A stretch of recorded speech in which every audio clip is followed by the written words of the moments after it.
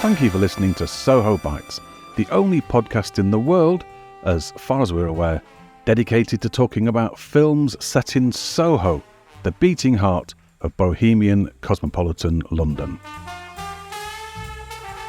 If you would like to support the show, you can do this in the form of a star rating or review at sohobitespodcast.com/review, or if you'd like to put a small amount of money where your mouth is, you can do that at sohobitespodcast.com/donate. Donations can be from as little as £3, which will buy, at London prices, about half a drink for one of our thirsty guests. You may hear some different URLs in the upcoming episode, but by far the easiest way is to follow one of those links. They are, again, sohobitespodcast.com/review and sohobitespodcast.com/donate. Thank you for your continued support and enjoy the episode.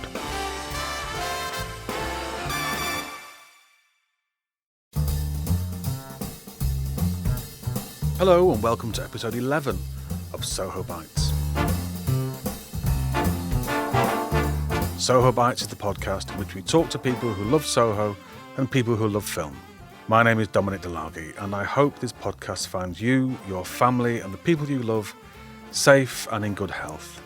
If you're on the front line working for the NHS, or if you're a cleaner, or if you're restocking shelves in supermarkets, or if you perform some other essential service, we salute you, thank you, and wish you all the very best. And I think now we've all just run out of ways to express just how weird things are. At the moment, Soho is not only all but closed down, but half it's boarded up. And because of social distancing, this phrase nobody had even heard a few weeks ago, this episode of Soho Bites is not really the one I'd originally planned and is actually made up of two halves of different shows. They are, though, by coincidence, linked by two things. Firstly, there's a jazz singer from Northern Ireland in each half, and secondly, both parts of the programme have been disrupted by the V word. That's virus, not Voldemort. In the second half of the show, it's Soho Film Chat as usual. And I'll be talking in a socially distanced way, of course, about the 1964 gem, Where Has Poor Mickey Gone? Dr. Adrian Smith from Sussex University joins me down the line to talk about this. And in a first for Soho Bites, I also got to talk to one of the stars of the film, Boycie himself, John Challis. And before that, to kick the programme off, I met up with singer David Chewan shortly before he was due to perform at the most famous jazz club in the world.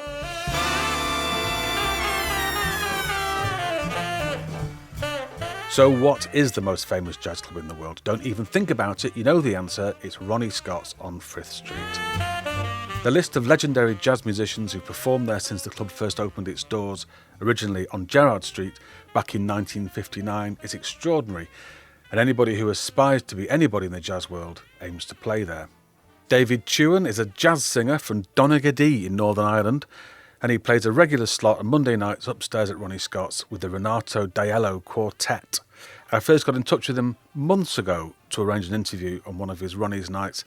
I wanted to find out what it's like to perform at such an iconic venue.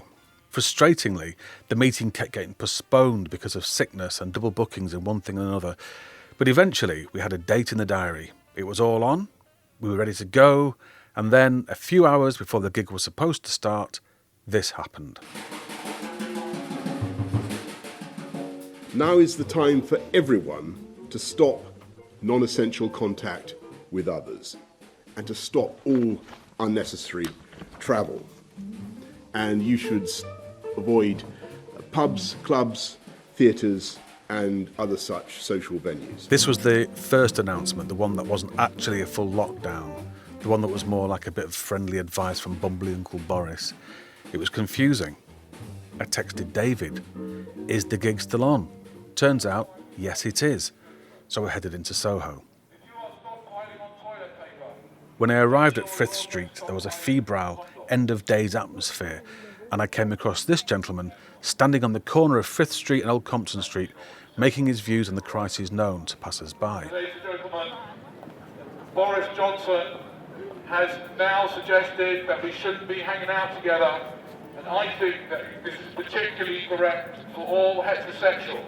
I believe all heterosexuals should self-quarantine to make sure that they do not reproduce. The last thing we need is more people like you in the world. Please do not reproduce during the time of the coronavirus. There are lots of other ways you can do it, guys. By the time I sat down at Ronnie's to talk to David, it was unclear what was happening. The show hadn't been cancelled, but it's becoming obvious that the crowd was going to be a small one. As it turned out, I was one of only 6 people in the audience. This is how the evening progressed.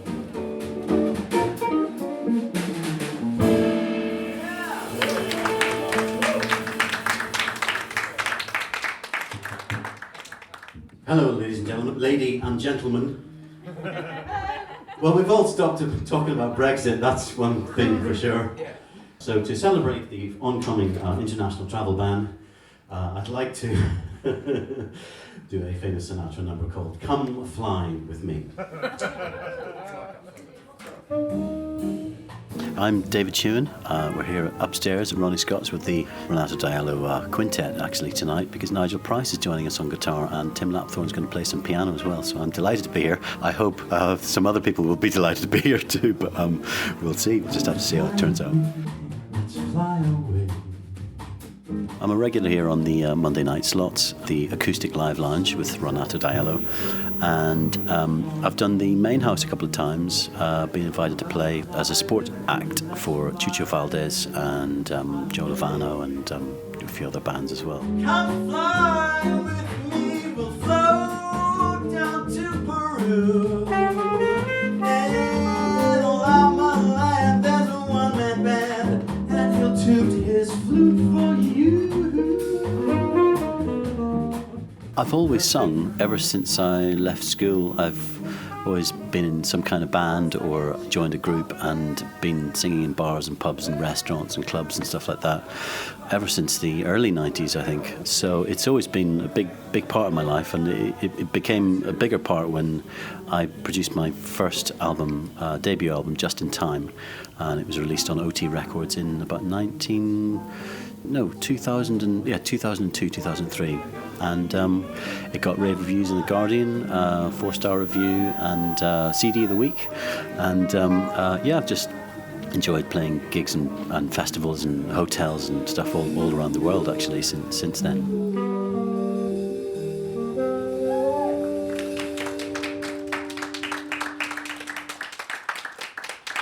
I'm going to do a song by Duke Ellington now called In a Mellow Tone. It's kind of apt because we all need to calm down a bit. I think we're fighting each other in the aisles of Asda for a fucking toilet roll. That's not how Churchill would have told us how to fight this, whatever's going on. Fight them on the beaches, fight them in the NHS, but do not be fighting each other for a toilet roll. There's no need to crap yourself at the moment. That's straight from the Ronnie Scott's Department of Health. Thank you. We're gonna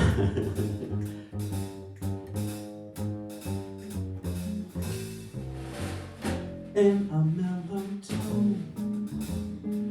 I think it's Sinatra-esque, certainly, to coin a phrase. I think there's probably a little bit of Chet Baker in there. I think there's probably a little bit of... I love singers like Vic Damone. I love singers like Jack Jones. People like that are great influences. People that can really sing. The livelong day. I think a lot of jazz singers nowadays have a tendency to just kind of... And I was a very bad proponent of the sort of not using my voice properly, just relying on the microphone, because I used to keep losing my voice at some gigs, because some gigs they ask you to play, sing for 3 hours at weddings or whatever. They just want you to keep going on and on.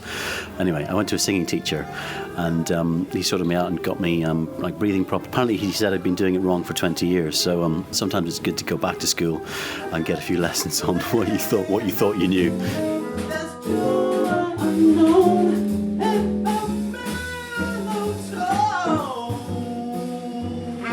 It's very difficult sometimes to eradicate tension when you're singing, especially when you're performing, because you get nervous and you want to sound good, but you shouldn't be really concentrating on the sound. You should be concentrating on the support and the breath, and just keeping everything as relaxed as possible. It's quite difficult sometimes when you're a bit stressed on stage.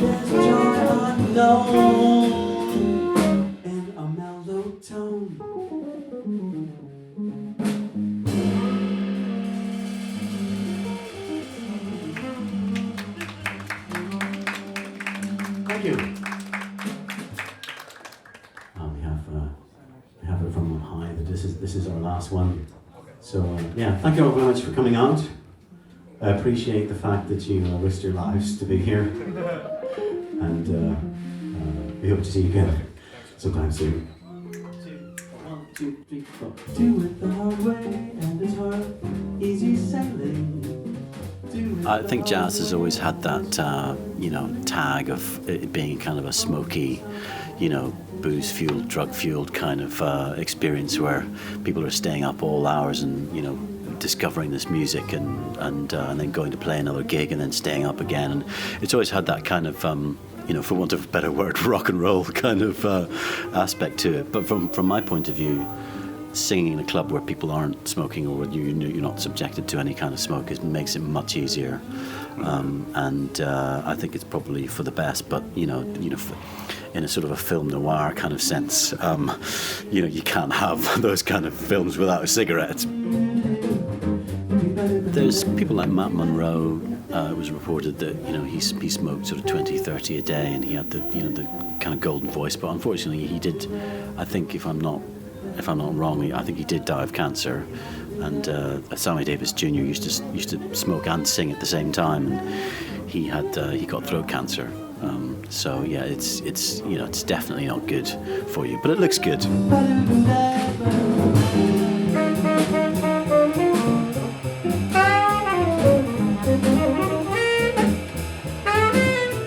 Well, I've always grown up in a house that's played an eclectic sort of spread of music. My sister studied classical piano. My dad was into jazz and classical music. So there was always a lot to choose from the old record collection. And one day I discovered I was out in the States actually, and I was with my parents, and I was quite young. I was probably about 12 or something, and we came across the Count Basie Orchestra playing in this great big bandstand, and as soon as I heard that sound, I thought, that's how music should sound. I said, who's that? And my dad said, that's Count Basie Orchestra. I was like, yeah, that's what I want to do, something like that. That looks real, like great fun.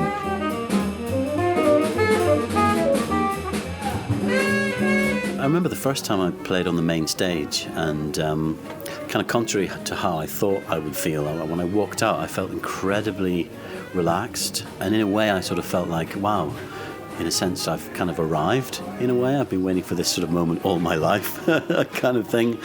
And thankfully my parents were in the audience. They got to see me sing the main stage for the first time, and it was just a delight. It felt so good. It felt really good to be singing in the same place that all my heroes, Oscar Peterson, Chet Baker, Ben Webster, all these guys have also played too. It's a real privilege. As soon as you come up the stairs, you're surrounded by these lovely photographs of all these great. There's Lonnie Smith behind. I haven't got my glasses on, but these great megalodons of the jazz world are surrounding you as soon as you step through the door. But I think there's something about the vibration of music that must sort of stay in a building or stay in the history of a place, and it's. I think when people come to Ronnie Scott's, I think they feel like they're experiencing a little bit of that history too. Do it the hard way down, but you want me.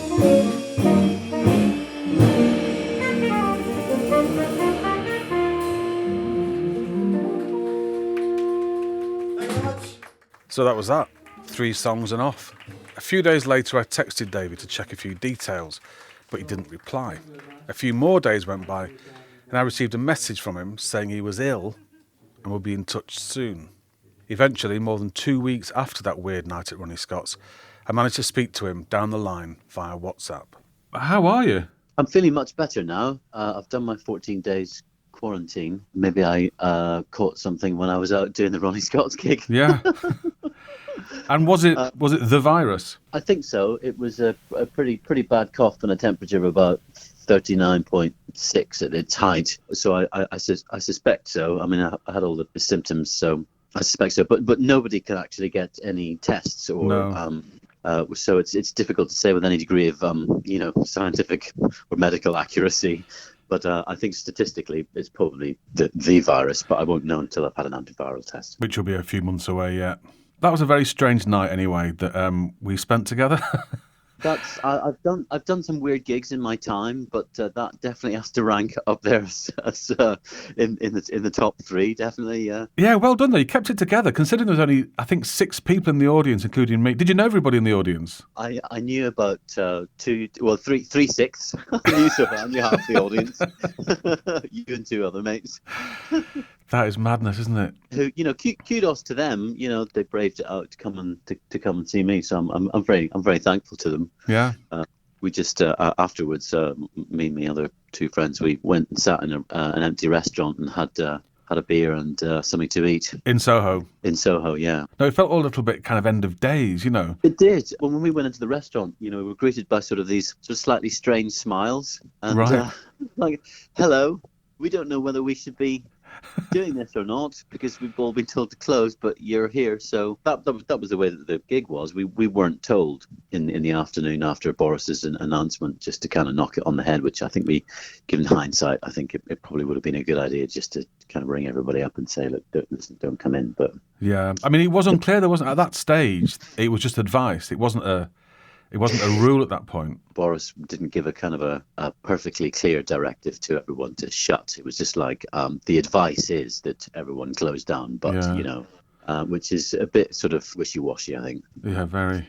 How's your work looking now? You must be having a bit of difficulty. I have zero work. Zero work? Oh, well, at least it's clear what it is. There's no grey areas there. I think a lot of other musicians and singers, actors, and all that. This area of the industry, we're not sure where the next pound is coming from. I mean, we can't be furloughed because we're not employees. Yeah. I mean, I'm assuming we'll be in line for some government initiative in terms of.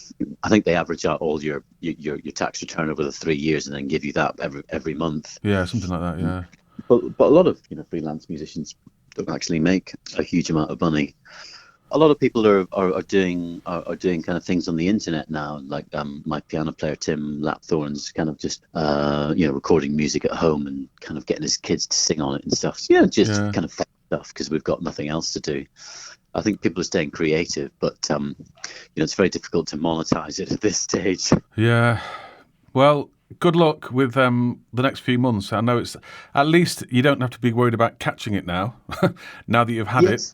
Yeah, I guess that's a plus. But I mean, in terms of passing it on, I mean, I guess you can carry it on your clothes and rub it onto somebody else, or pass it via your hands or something, but without being infected yourself. So you're still doing all the kind of hand washing and social distancing, all that kind of stuff.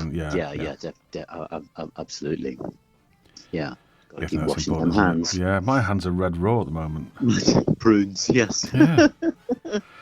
Where can people buy your CD? Because that will be an extra few pennies for you, won't it? They can just get in touch with me on Facebook.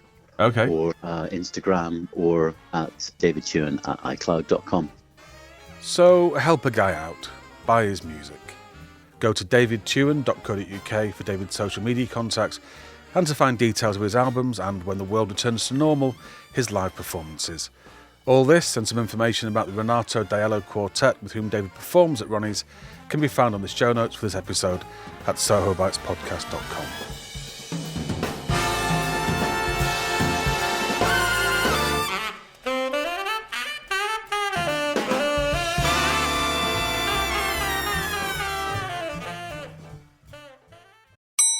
Hello, this is what's known as a mid-roll ad. It's one of those annoying interruptions that's inserted retrospectively at just the wrong point. And the reason for it is that Soho Bites takes up hours of time every month, and I'm hoping you might be able to support the show. There are 2 ways you can do this. One is for free, and it's to leave the show a star rating or kind review. You can do that at sohobytespodcast.com/review.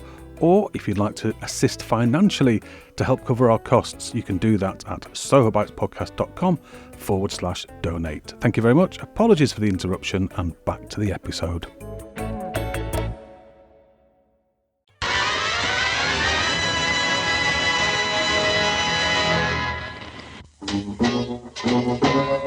A single mic on a stand in front of plain black curtains on the stage of a jazz club, Club Indigo. A classic blues riff. From stage right, the singer, a woman in a black evening dress, approaches the mic. This is Ottilie Patterson, the second jazz singer for Northern Ireland in this episode. What are the chances? She's tense, clasping her hands to her chest. She breaks into song. Midnight hour, the night is dark. Dogs in the backyard begin to bark. Whoa, whoa, whoa, whoa, whoa. Each night and day finds me all alone.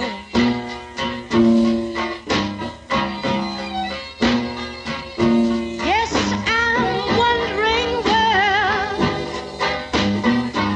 where has old Mickey gone? This is how Where Has Poor Mickey Gone from 1964 begins.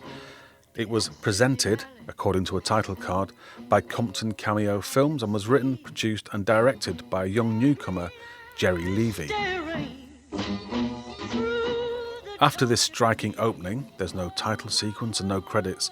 We go outside into the Soho street in which Club Indigo is situated, and there, over the muted strains of our singer within, observe a young couple arguing. She wants to go into the club, he wants to go to the pictures. After a few cross words, she gives up trying to convince him and angrily descends the steps to the basement club, just as three rowdy lads are being ejected by the doorman. After some goading of the bouncers and some macho bravado, one of the lads smashes the club's illuminated sign and they run off down the street, somehow collecting a fourth young man along the way, and so our core gang of four, with whom we will spend the rest of the film, is formed. The leader is Mickey, a nasty, aggressive bully played by John Malcolm. His sidekicks are Ginger, played by Ray Armstrong, and Tim, played in his first film role by a very youthful John Challis, nearly 20 years before he picked up the part of Boycie in Only Fools and Horses. They're all rough, working-class lads in their best mod suits, in contrast to the newcomer to the group, a posh boy called Kip, played by Christopher Robbie, wearing a blazer and university scarf.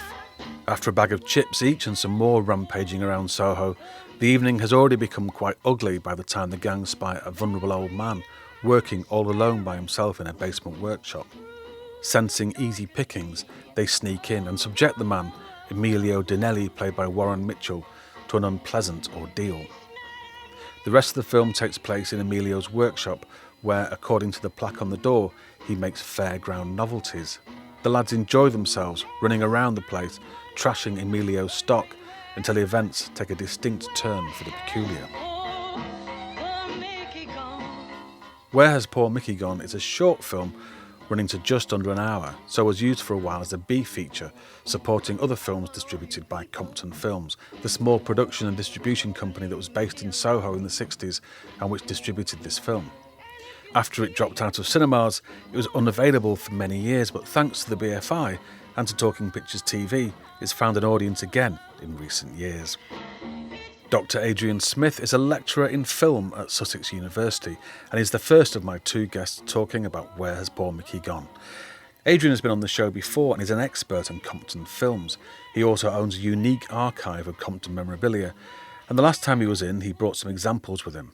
Sadly, he wasn't able to bring in any such material on this occasion because we were socially distancing, and he joined me down the line from his home. I'm in this quite strange setup. I'm sitting underneath my daughter's bunk bed, surrounded by duvets, talking in a socially distanced way to Dr. Adrian Smith, who we've had on the show before, and we're talking about the film Where Has Poor Mickey Gone? So, Adrian, thanks for coming back in a virtual way. Thank you. It's a pleasure. So, what are your first impressions of the film? I know you were familiar with it before, weren't you? Yes, yeah, because it showed up on Talking Pictures TV, so I watched it then. That was the first time I'd seen it a few years ago. But yeah, it's a great film. I'm not the first person to say this, I'm sure, but when you're watching it, it feels like a cross between Clockwork Orange and an episode of The Twilight Zone. Yeah, very much so, yeah. There's not much else quite like this. For somebody who isn't an experienced director, it's very bold. It starts in quite a bold way. There's this black screen, single mic on a stand, with this blues music playing, and a singer walks on, Ottilie Patterson, who I'd never heard of before, and she looks a bit like my auntie, or an auntie, you know. She's got that kind of auntie hair and auntie dress, and she's a fantastic singer and just sings a song just straight. No camera changes, nothing. I was really blown away by that. What I particularly like as well with this opening sequence is that it wasn't shot day for night, which was very common in low-budget films in those days to go and shoot day for night. And day for night always looks like day for night. Yeah. And this one, they genuinely look like they're running around Soho in the dark. It's very atmospheric, which I really like. That's interesting, yeah, because quite often you'll see films in that era and they're being chased down the country road by somebody. It's clearly daytime, and they've put some kind of filter on it or something. I mean, is that what they do? Yeah, they put a kind of blue filter over it to make it look like a night time, but you can see behind them the sky is bright. Yeah, and the sun. And it doesn't look like night at all. But this one, it's proper dark as they're running around Soho, which I thought was really cool. And it's shot on location. Although it's very quiet, there's hardly a person on the street. Obviously, they'll close the streets off a little bit. But it feels almost like a studio because it's so quiet. But it is actually on location, isn't it? Yeah, I mean, you know Soho better than I do, so I wasn't sure, but I'm assuming that was a real club that they shot the opening sequence where they come up the steps out of a jazz club, and then I thought I recognised some of the streets, although I wasn't entirely sure which street was which. So there's a gang of 3 lads. We've got Mickey, played by John Malcolm, who I've recognised the face. Yeah, I think most of this cast were just mainly doing television work at the time, and so I think they've got familiar faces if you've watched enough 60s TV. Yeah, that's what it is, yeah. And then there's Ginger, his sidekick, played by Ray Armstrong. Christopher Robbie, who plays Kip. Now, he's this posh boy who joins the gang of reprobates. I thought he looked a bit like, and I think it's maybe the scarf that did it, he reminded me of one of the people who played number 2 in The Prisoner, but I don't think it was him. But yeah, they're an interesting young bunch, and then obviously John Challis in his first role, I believe it was. John Challis, Boise from Only Fools and Horses. He looks so young in this. I know he's actually in his 20s. I did look it up, but he looks like he could be about 16. Yeah, I mean, I think it's why he's cast in a way, because he's the very naive character, isn't he? He's doesn't seem to be as nasty as the other 2, certainly.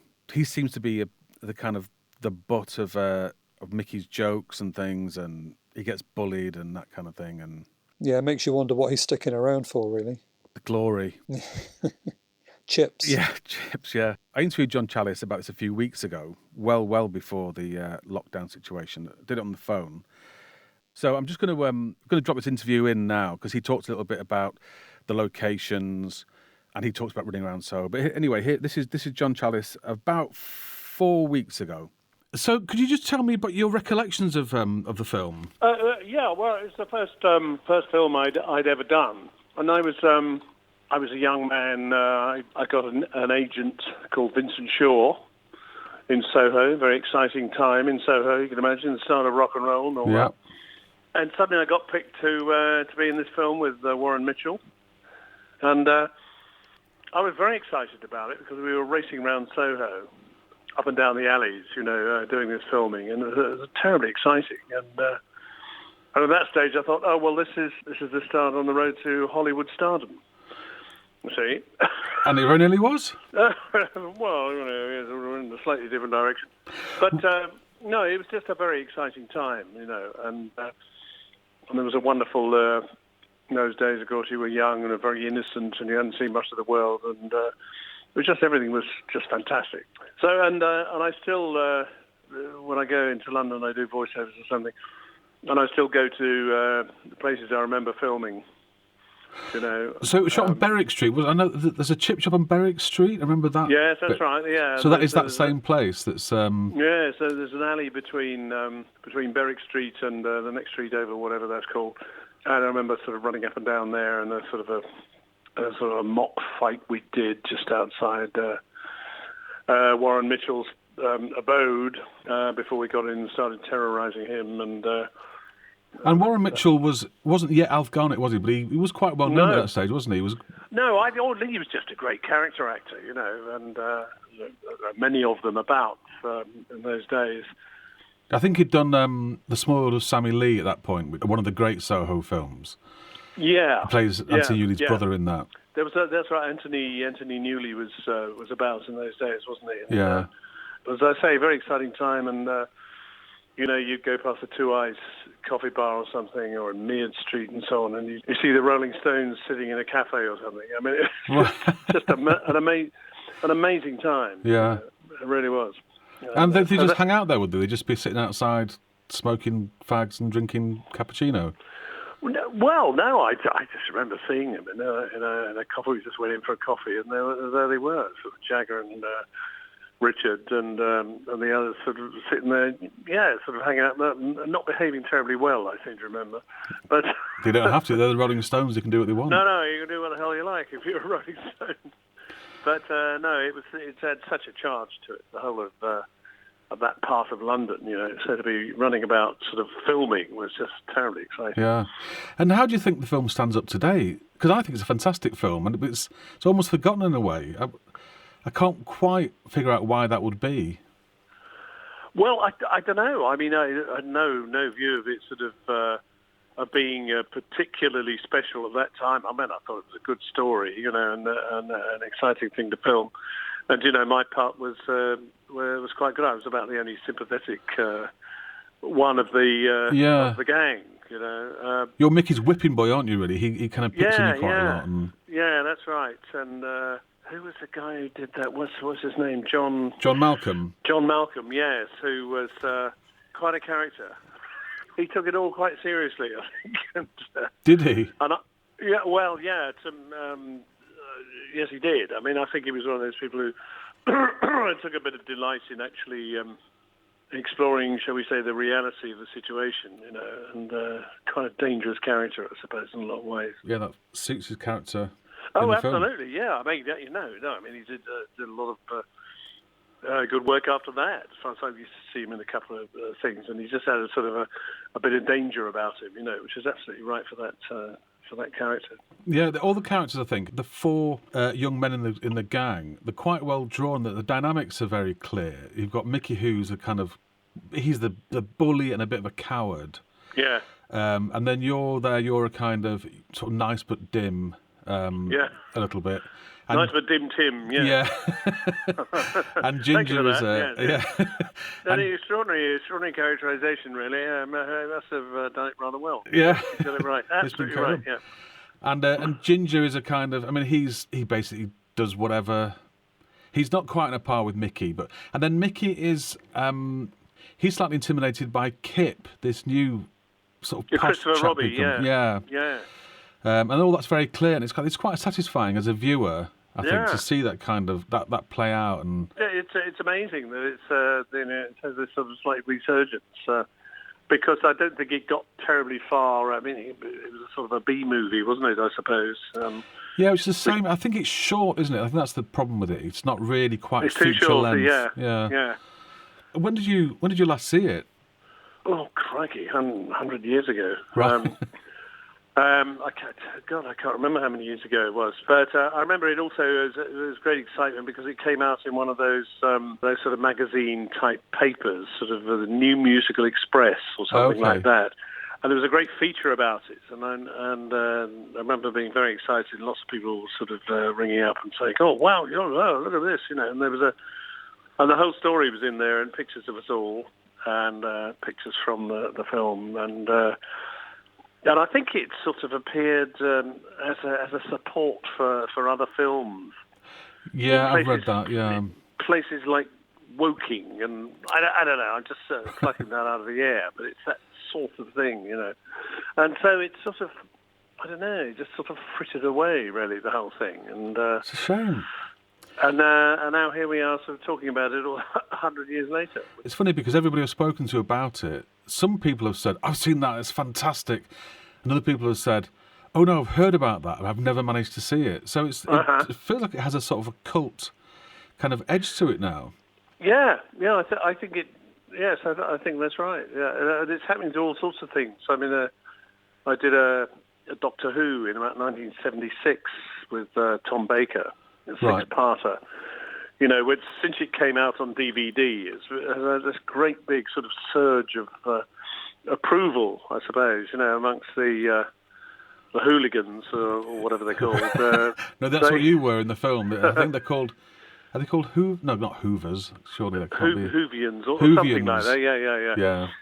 But it's one of their favourite shows. The story was great. I mean, the special effects were rubbish, but in today's terms, but it's got really popular again. And I think that's wonderful. Watching the film actually put me on to Ottilie Patterson, the singer. Yes. I'd never heard of her, and she was absolutely fantastic. Very, very famous in those days. Yeah, jazz singer. Days of skiffle and early rock and roll. Yeah. Yeah. Oh yeah, she was. I think she sang with Chris Barber's jazz band. That's what she was married to him. She was married to him. Was Yeah, she? for about 20 years or something, yeah.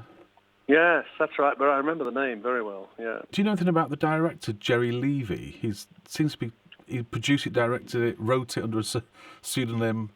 Do you know what happened to him?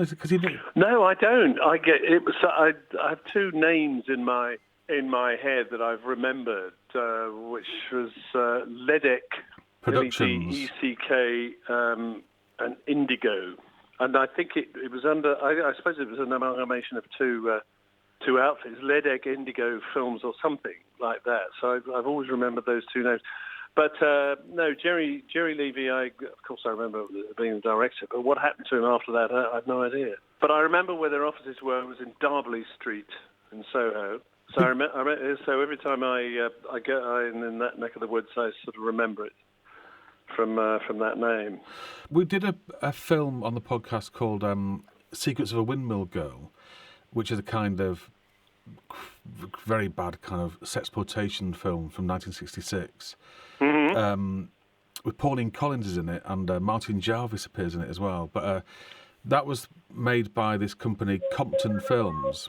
Yeah. And Compton appear in the credits for Mickey as well. It's I think they kind of distributed it or something like that. Oh, maybe. It was kind of out of there. They didn't normally do legit films. It was normally these kind of naturist films and those kind of... the Paul Raymond stuff. Yeah, slightly, early kind of early 60s. Yeah. So it's kind of they had to be pretending to be educational, but they clearly were not educational.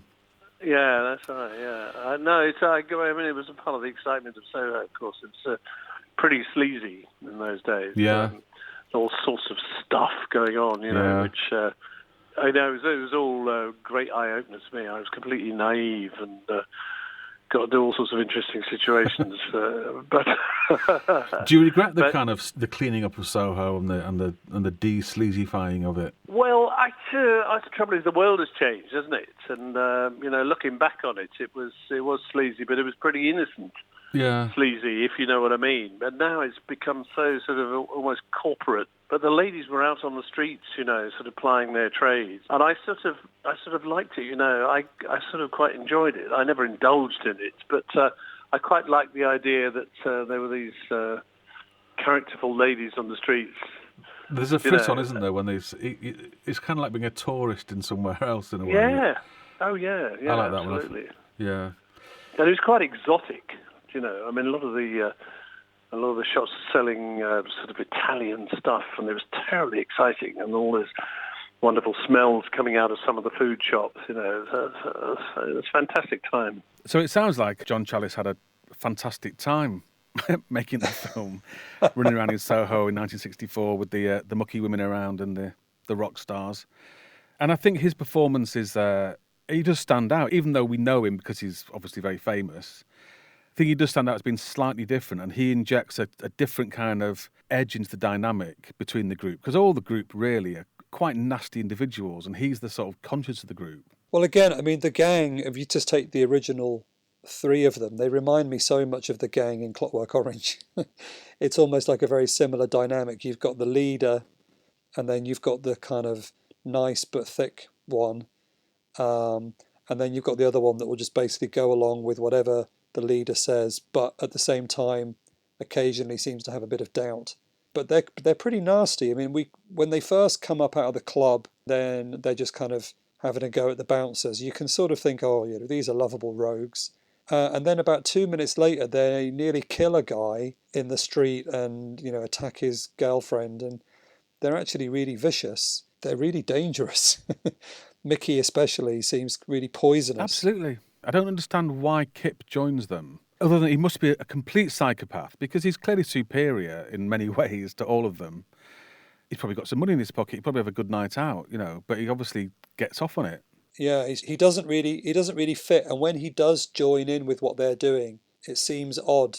Like when they all start play sword fighting with all the rubbish, and he joins in straight away, and it just seems, because although we've only seen him for a couple of minutes, it already seems quite out of character. And he's the one who picks up the rock and beats the guy over the head. Oh, was it him? I couldn't tell because it's dark. I wasn't entirely sure who was holding the rock.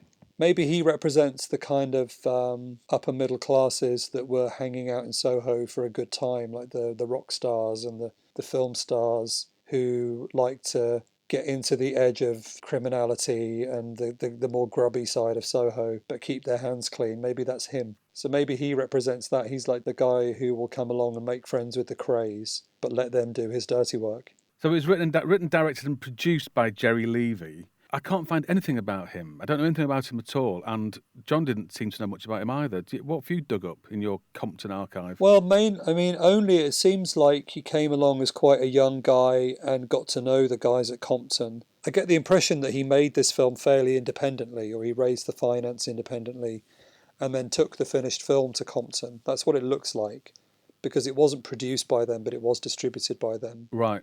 They put it out on a double bill with Repulsion, I believe, originally, and then they kept using it again and again as a supporting feature on other films. Okay. But then Jerry Levy went on to do one other feature film as a director, which was for Compton, called The Body Stealers. It's got George Sanders in it, who looks thoroughly bored. But then the kind of comedy casting in that is Neil Connery, brother of Sean. I believe he was a plumber. So that was Jerry Levy's big break as a director. It's the closest he got to a studio film. It's just a weird science fiction film that borrows themes from The Body Snatchers, but also has a kind of sexy alien lady in a bikini. So, but Jerry Levy just continued to work around Compton for a while. He produced or associate produced a couple of their other films. And where does this film fit in the whole Compton thing? Because I remember the last time we spoke to you, it was about Secrets of a Windmill Girl. You talked about how Compton developed from basically mucky cinemas. Yeah. And the two guys whose name I can't remember. Tony Tenser and Michael Klinger. Tenser and Klinger, they decided to start producing films just to fill up their cinemas. But it sounds like they ended up going on to make a raft of... this film's a good film, you know, and the other films, they're not sleazy, the films, are they? They're just, they're sort of low budget, but they're not bad films. Yeah, they were producing 2 or 3 films a year by this point, but still in the kind of X-rated area. So when they distributed this film, their own productions at the time were things like London in the Raw, the sort of Mondo documentary. Yeah. And they just did The Yellow Teddy Bears the year before, which is a really fascinating film. So although they were only producing 2 or 3 a year, they were actually distributing loads of films by this point. And what happened to Compton in the end? Did they just fizzle out, or did they get eaten up by another company, or...? Well, they kind of fell apart, really. So Tony Tenser, he went off to form his own company, which was Tygon, in around 1967. And Michael Klinger wanted to be a producer, and he went on to produce some quite big films, including, obviously, Get Carter. Oh, yeah. This is his big one. One person we haven't mentioned, I guess, getting back to the film, is Warren Mitchell. I was about to say that, yeah. There's a line in the film where he says, "I was here before your father and before your father's father." But I looked him up, and he was only in his 30s at this time when he was making this movie.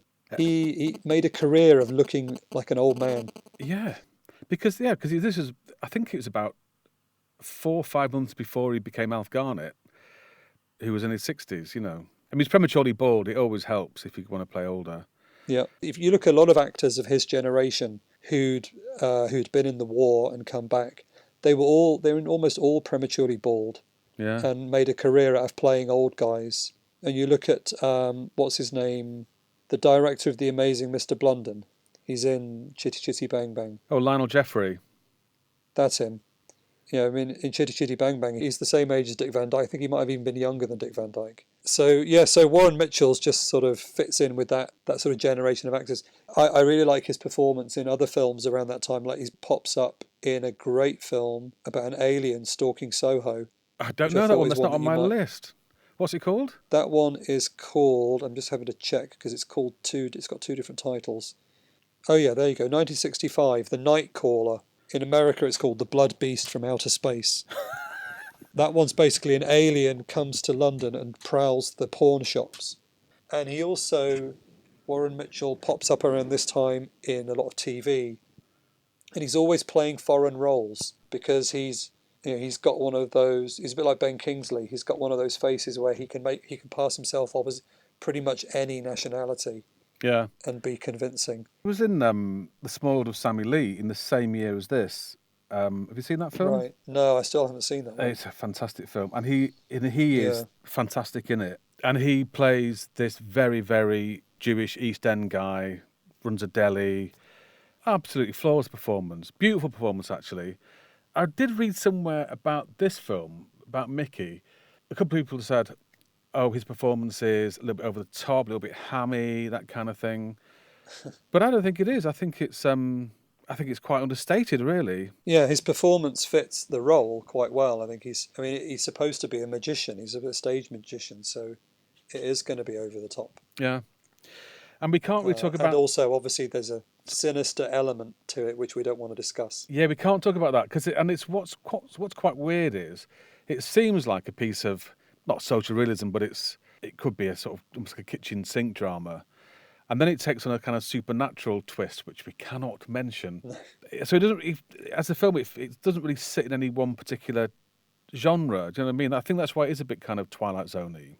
Yeah, I like that. And it's also the same length as a kind of TV episode around that time. Some of the TV dramas or something were about an hour long. Yeah. So it's got the perfect narrative structure to fit into an hour with that sort of third act reveal. Could it be a longer film? Could it be not padding out, but a little bit more narrative, a little bit more background to any of the characters? Or once you get into Warren Mitchell's workshop, I mean, that's it. It's just one place, isn't it? And it could almost be a stage play. I think they could have done more with the location stuff. They could have had more time seeing the kind of trouble these guys get into around Soho, or the kind of trouble they cause, perhaps to get us to the point where we really want something bad to happen to them. But does something bad happen to them? You'll have to watch the film to find out. It's now available to buy on DVD, and you can also watch it this instant on the BFI player. Links are in the show notes. Thanks to Adrian Smith for coming on the show again to talk about the film. You can find him on Twitter at Retro Ramblings, where you'll also find a link to his blog. If you'd like to hear about Adrian's archive of Compton film memorabilia, listen to Soho Bites episode 4, and you can see some examples of it in the show notes for that episode at sohobitespodcast.com.